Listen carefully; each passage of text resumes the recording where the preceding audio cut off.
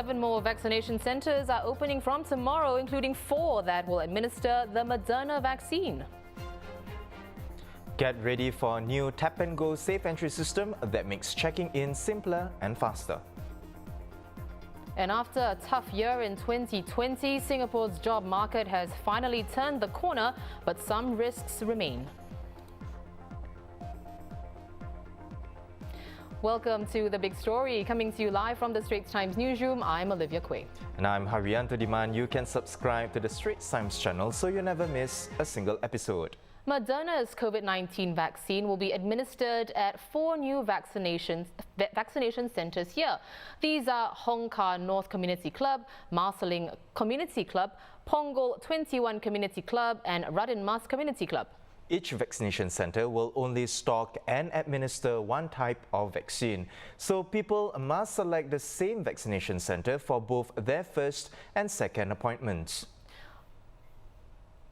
Well, in addition to the 4 new centres, 3 others will also progressively start operations from tomorrow. The 7 new centres will be at Bukit Batok, Bukit Merah, Jurong West, Punggol, Sengkang, Tampines and Woodlands. And by mid-April, there will be 40 vaccination centres here island-wide. Meanwhile, also from tomorrow, people can apply for a financial aid program if they suffer from serious side effects from the Covid-19 vaccine. The program is open to citizens, PRs and long-term pass holders who received the jab in Singapore. There are 3 tiers of one-time payouts available. First, those who require inpatient hospitalization and medical intervention and subsequently recover will get $2,000. Next, those who require admission to high dependency or ICU wards and subsequently recover will get $10,000. Finally, those who die or suffer permanent severe disability as a result of the vaccination are entitled to $225,000. Now, to apply for this program, individuals will need to submit an application accompanied by medical info on the serious side effect from their treating doctor.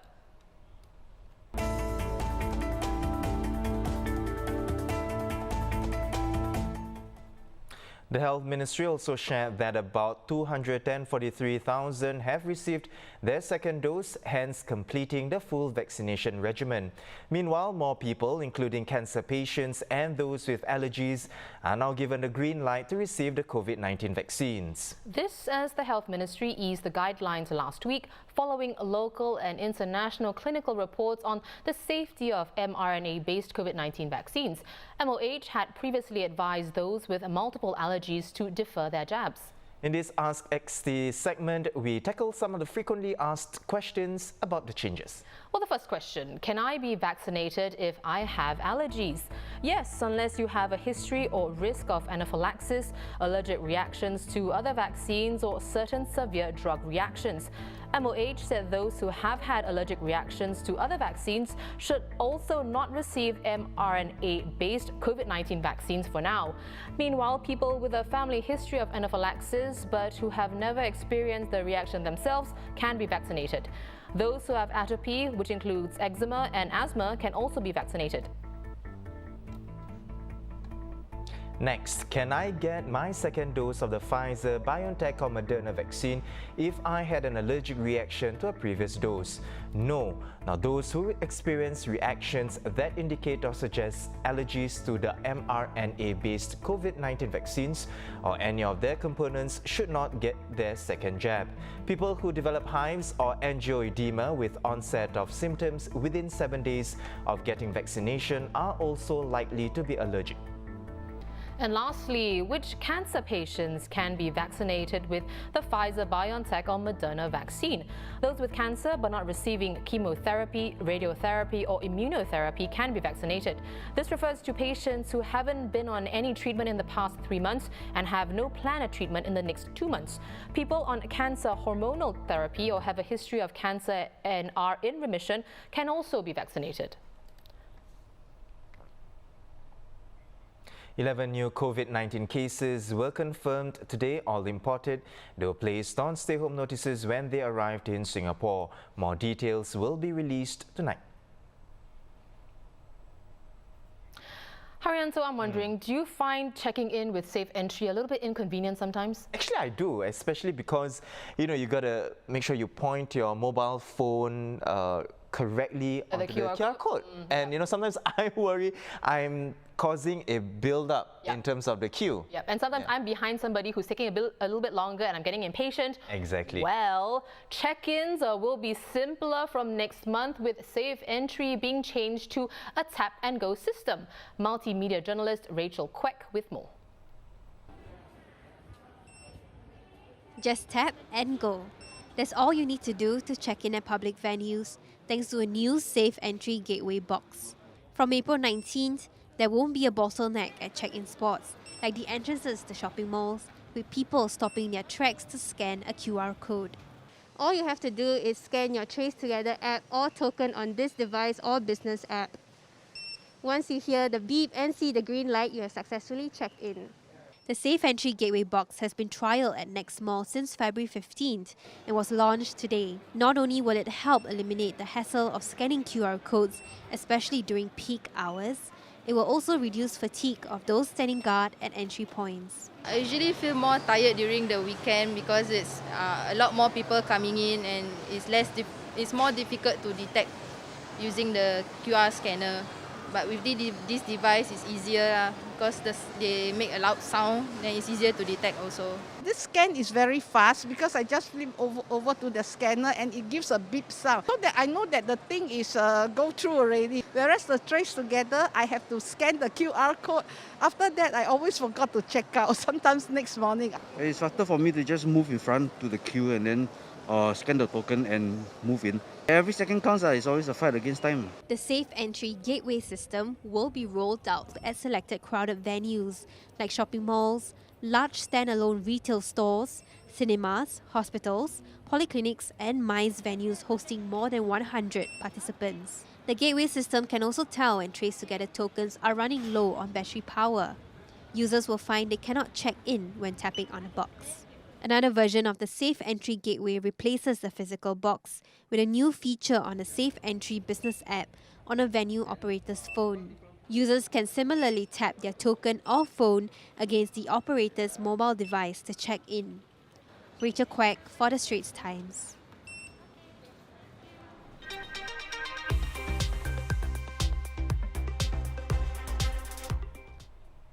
In other local news, a woman who forced her Indonesian maid to inflict physical harm to herself was sentenced to 15 months jail today.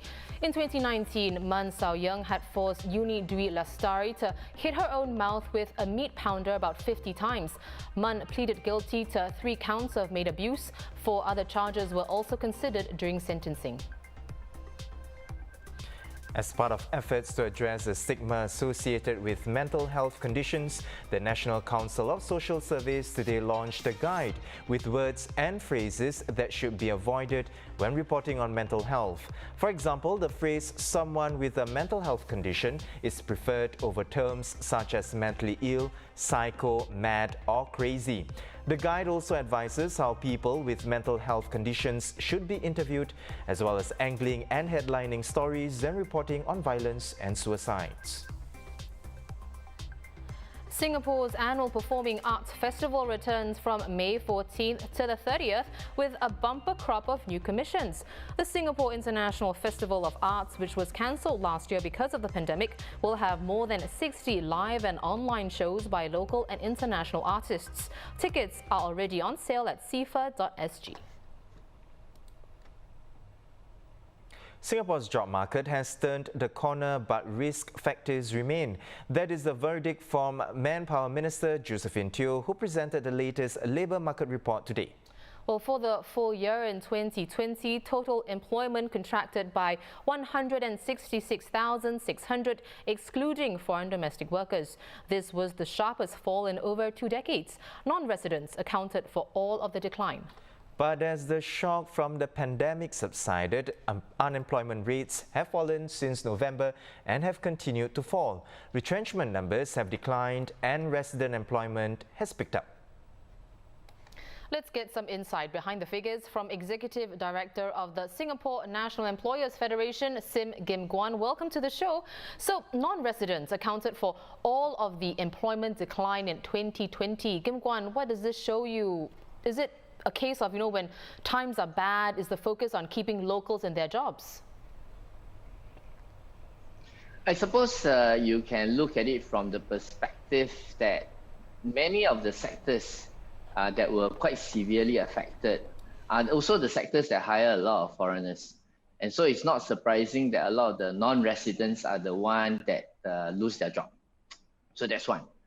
Second, if you look at the slew of government measures and support that have been extended over the course of this year, a large part of it is designed towards supporting locals.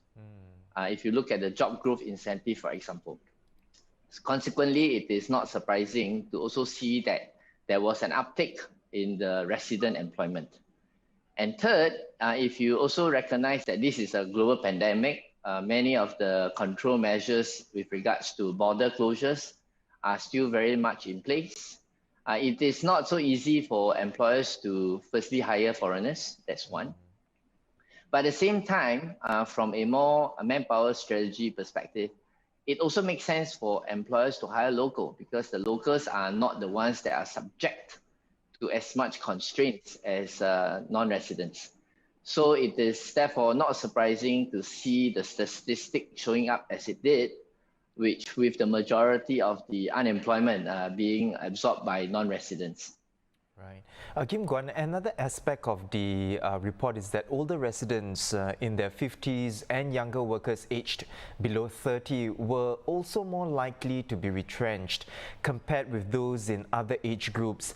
Does this come as a surprise? Because I assume that those in their 30s and 40s will be more vulnerable to retrenchment because, they cost more but have less experience. For this, I think you can look at it from two perspectives. One is that the older, more mature workers, sometimes one of the challenge is that they may not have kept their skills updated. And consequently, even as companies are looking at transformation, they might find that the skills are less relevant. And so that might result in the more mature workers being a little bit more vulnerable.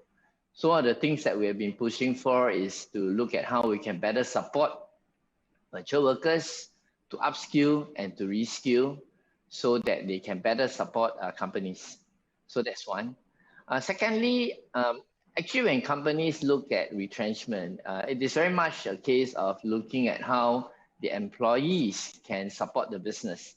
Over the course of last year, I think under the National Wage Council, one of the proposal suggestion guideline has been for companies to look at, as far as possible, retaining their workers.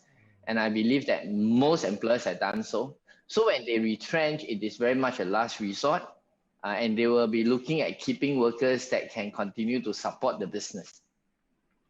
For the younger workers, therefore, I think one of the things is the kind of occupations that many of the young workers are in, which is clerical, sales, and service workers. And you find that for the sectors that were most affected, these were also the jobs that were mostly found and commonly found in these industries, such as retail and food services. So it was not surprising that a lot of the younger workers were affected. But of course, the good thing is that they were also able to quickly find a job even after they have been retrenched. Well, let's look ahead now. Coming out of the sharpest decline in more than 2 decades, Kim Guan, what's your employment outlook for 2021? First, I think we need to note that for the year 2020, GDP had contracted by about 5.4%. For the year 2021, the projection now is that the GDP will grow by more than 5%. So in a way, we are going back to somewhere near to the 2019 level or maybe slightly better. So from the macro perspective, things are looking better. But at the same time, there's still quite a fair bit of uncertainty. Some of the industries that have been badly affected continues to face challenges. So that's one. Secondly, if you look at many of the government schemes, they are also tapering. So the schemes that were put in place, such as the job support scheme, had supported employers in a very significant manner over the course of 2020. And with the tapering of this support, there would be some challenges that employers will have to face. But we're also hopeful that with the vaccination coming into effect for not just Singapore, but the rest of the world, we will be able to start to open our borders, and with that, economy will start to improve. Well, thank you so much for setting aside time to join us, Kim Guan. We've been speaking with Sim Kim Guan, Executive Director at the Singapore National Employers Federation.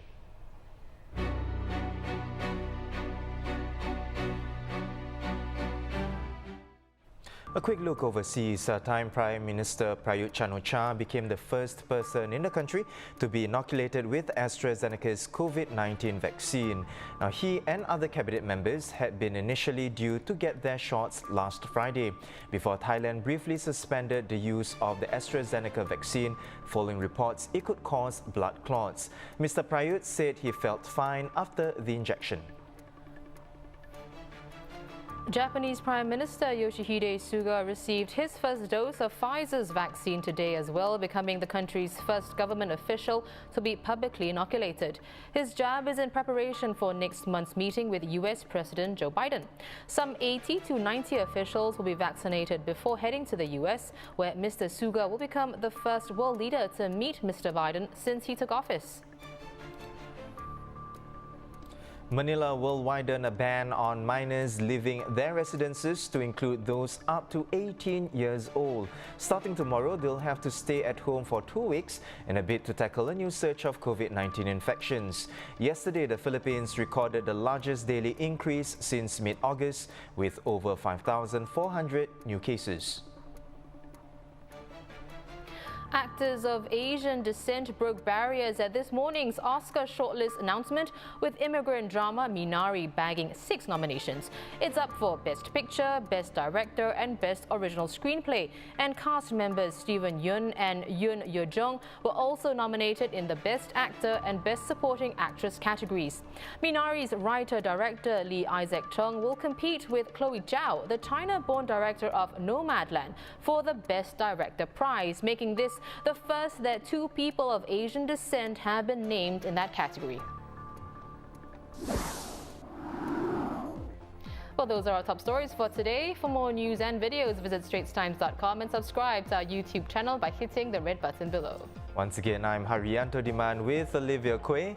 Join us tomorrow for more stories on The Big Story.